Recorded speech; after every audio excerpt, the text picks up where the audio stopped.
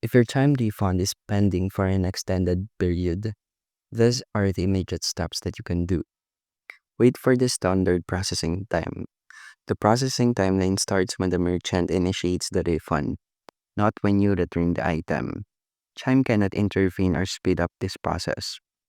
Most pending transactions clear or are removed within 5 to 7 business days.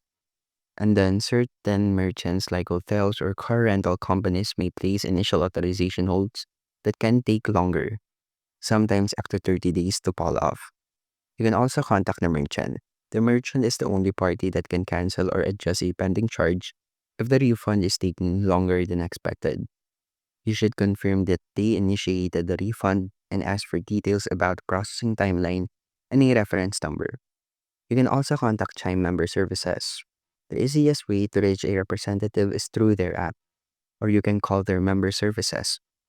Generally, you must wait for a transaction to settle before filing a formal dispute.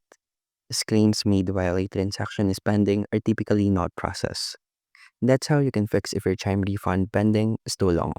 And thank you for listening.